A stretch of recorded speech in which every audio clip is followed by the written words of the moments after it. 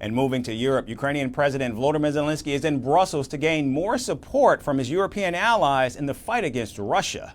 President Zelensky met French President Emmanuel Macron, and the two leaders discussed deploying French troops in Ukraine to bring peace to the war-torn country. I had a productive meeting with French President Emmanuel Macron. I expressed gratitude for France's preparation of one brigade for our army, and we agreed to continue this cooperation and prepare one more brigade. We hope other partners will join this effort by contributing to equipping additional Ukrainian brigades. We share a common vision. Reliable guarantees are essential for a peace that can truly be achieved.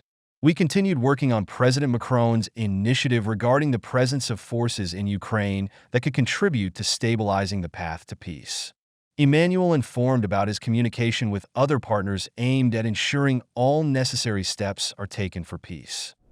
Now, this possibility of deploying foreign peacekeeping troops in Ukraine was first raised by President Macron back in February. Since then, the Ukrainian president has been trying to convince NATO countries to send their troops until Kyiv joins the alliance.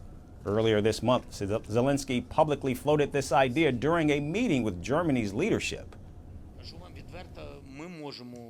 Frankly, we can discuss and work with Emmanuel's proposal. Do you remember?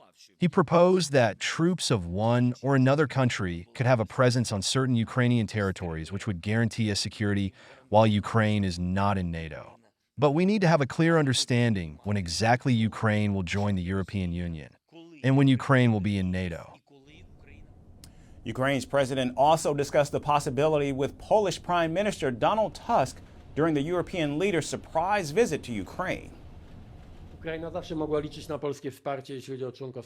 Ukraine has always been able to count on Polish support when it comes to NATO membership. Nothing has changed in this regard. If it were up to Poland, it wouldn't take more than one day. But you can count on our diplomacy and our actions here. We will do everything we can to make the prospect of NATO membership for Ukraine ever closer. We are aware it's not an easy path.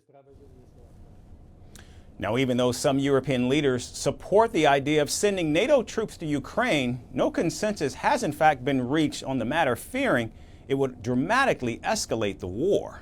In fact, Germany has firmly rejected the possibility, saying the idea is premature and it does not make sense at this stage. British Foreign Minister David Lammy goes on to say Russian leader Vladimir Putin will not like the idea of foreign troops in Ukraine. Putin is showing no signs of ending this merciless, aggressive war that's causing bloodshed, hardship and pain across Ukraine, and of course for the whole of Europe as we deal with the spectre of his new imperialism and aggression. We meet today with the Secretary General of NATO and of course Zelensky and close European allies to discuss what further support we give to Zelensky, what further military support, what further finances are necessary to put Ukraine in the strongest possible position as we head in and through 2025. And even if European nations reach a consensus, it is highly unlikely that Ukraine's biggest ally, the United States, would agree to such a demand. In a matter of weeks, Donald Trump will return to the White House, and he's made it clear that he will end the war within a day of taking office, most likely by halting military aid to Kyiv, forcing it to cede some territory and crushing President Zelensky's dream of joining NATO.